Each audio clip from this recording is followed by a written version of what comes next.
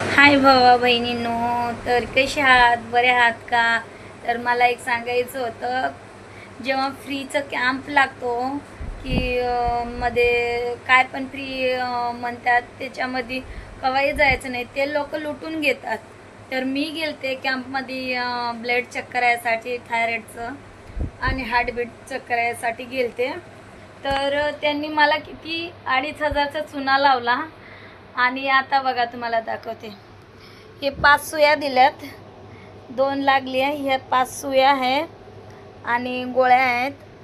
आणि हे ब्लड, हे रिपोर्ट पण दाखवायला आणि त्यांना पैसे द्यायचं. ह्या सुया लावायला आणि त्यांना 200-200 रुपये द्यायचे.